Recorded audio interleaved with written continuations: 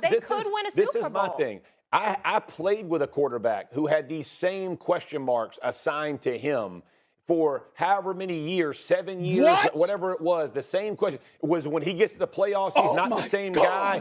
He's not. No, people say that. Absolutely, people say that about Peyton. I lived it. Stephen A. You're comparing him to Peyton Manning?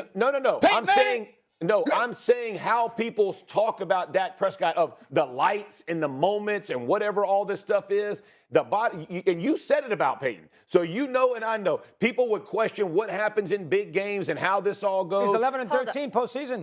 Stephen A., look at me. Stephen A., hold on, look at me. You know for a fact with Peyton Manning, right, the first couple of years he struggled, but you know for a fact the knock on him has been the best regular season quarterback. Right. It's true. Wait a minute. Hold on. Let me answer that. The knock against him was that he couldn't beat Brady. This man was running the offense. He was calling his own plays. We were like, anytime you run into Bill Belichick and Tom Brady, you gonna fall. That was, I'm not saying they didn't say those things about him, but that was the prevalent issue. And Dak Prescott was never given the responsibility. Am I lying about that, Jeff? Has Dak Prescott ever had the responsibilities at the quarterback position that Peyton Manning had? No, but last year they asked a lot of him, similar to what they did of Peyton Manning, and they're asking to give him this year. They're asking it again of him this year. Stephen A., I promise you, I was at NFL Network, and that was a question we asked many times of Peyton Manning. And I get there was the comparisons, of course, when your contemporary's Tom Brady and he keeps like racking up the rings. Obviously, there is truth in what you're saying as well. Tom Brady but was I promise racking up the rings. That was a storyline. storyline. They were sending him home, but most importantly, the point is the responsibilities that Peyton Manning had. Am I lying, Jeff, when I said this? Damn near his rookie year, Peyton Manning, if not his rookie year, literally, certainly year 2, the man was running the damn offense, okay? That's how brilliant he was. Everything was handed to him. Mike McCarthy had Kellen Moore booted out of Dallas so he could call the plays. The responsibilities that was on Dak Prescott's shoulders don't come remotely close to the responsibilities that was on Peyton Manning's shoulders. Y'all got to be kidding me. Y'all can't say this on national television, man. You can't do this. You can't. Turn the pressure up. I don't quit. I don't fold under pressure. I'm the best, and I know I'm the best. And you know I'm the best.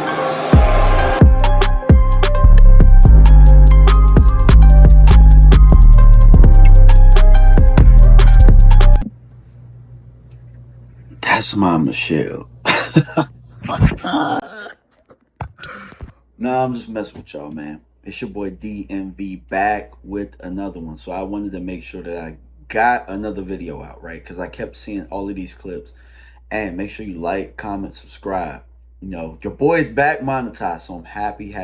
But I wanted to talk about the subject. So it was a little weird to me. I kept seeing the clips yesterday. And like I said, typically I'm not on the drama bandwagon type stuff. But when we're talking about some of the things that they were talking about, I wanted to kind of make football sense out of it, really. It was a good debate. You know, I thought that it was a solid debate. But I also think that they were kind of talking at each other. Well, I think Stephen A. was kind of talking at them. So here you have Jeff Saturday, who lived it, who breathed it, who, you know what I'm saying, who had a front row seat. And you had Stephen A. trying to tell him, a guy who had the front row seat, that these things weren't being said. So what I do know from my short time of really doing content is that these players do see these things. There are players that are looking at my videos. They're looking at Jay Tuck's videos. They're looking at Rome's videos. They're looking at Vach's videos. They're looking at Law Nation. You want to know why? Because they tell us these things. You know what I'm saying? Jordan Lewis, one of my favorite players for the Cowboys, blocked me because of a video I did a couple years ago. So these players do see these things. These players do read newspaper clippings and all of these type of things. So somebody who's lived this is telling you that it's very, very similar to what he experienced. Now, keep in mind, a center, he was Peyton Manning's right-hand man when it came to the offense.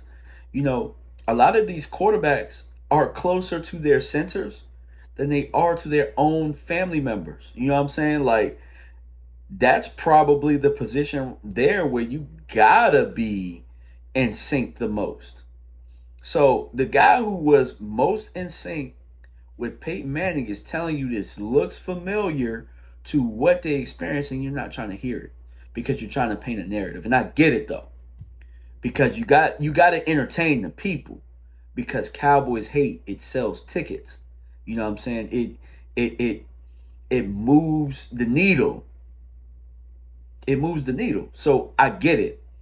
But in the same breath, what Jeff Saturday was really saying is it's very, very similar to what they were saying about him, which is an argument that I know Law Nation has made for years, people have made for years, when Peyton Manning started to have playoff success. I remember actually being a big Edgerrin James fan back in the day. I really loved Edgerrin James. I loved Peyton Manning and Marvin Harrison together. And I really hated the Patriots. I did. So I wanted them to beat the Patriots so bad. And I think at a certain point it was that he couldn't beat the Patriots. But it wasn't always that. It started with Peyton couldn't get it done in the playoffs. And it just so happened that Brady and them kept winning Super Bowls. So the narrative wasn't that. It evolved into he couldn't beat him. That's what it evolved into. But it wasn't always that. It started out as he can't get it done in the postseason. I know this because I remember one year the Colts were really, really good, and the Tennessee Titans wiped them out at home. So what Stephen A. is saying is true, but it's revisionist history. You're forgetting what led up to that. It was more than just the Patriots that beat Peyton Manning in the playoffs. I remember that vividly because I just knew the Colts were going to win that game. So that's beside the point. The point is, Jeff Saturday is telling you there's some similarities, and Dak has a lot more freedoms in the offense. And Stephen A. was just talking over and trying to get people to gloss over that fact. If you watched that game and you watched probably midway through the year, last year, Dak has a lot of control in the offense to get in and out of looks. So I know that there's the civil war going on with Rico and Zeke, and Rico got to see more fronts. I think Dak was able to check out of a lot of things with Zeke in the backfield because Zeke is in those quarterback meetings. So Zeke has a real high IQ, and they were able to do a lot more. That's why that happened. But all of that is married together because Dak has a lot of freedom to change things. You guys looked at my running back video that I released a couple of days ago. It showed where Dak was making checks at the line and stuff like that, and he was making it based off of what they're doing. That's a prerequisite now. Peyton Manning set the standard for quarterbacks to do that, but everybody does it now. You try and get into the very best play possible. We even do that at high school with my quarterbacks. So don't let that part go over your head. There are some similarities between the guys. Are they the exact same? No. But there are some similarities. And I think that Stephen A. was just really entertaining the Cowboy hate, the let's pin everything on Dak narrative because he had to do so.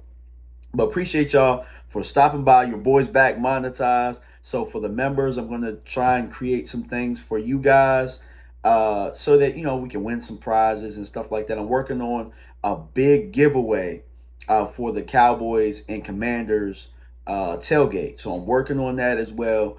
Working on some film sessions with some of the members and stuff like that. So I'm going to revamp that, and we're going to get that going. Also, you know, I'm going to try and get the merch back going. If you guys like this hat right here, I know Rome loved it, and this is one of my mantras, them, the habits, elevate me. You know what I'm saying? I'm going to get the store back going. You want some DMV caps, some shirts and stuff like that, we're going to get that thing popping. But happy to be monetized. Appreciate y'all, man. Hit that bell so that you get all of the content, and we out.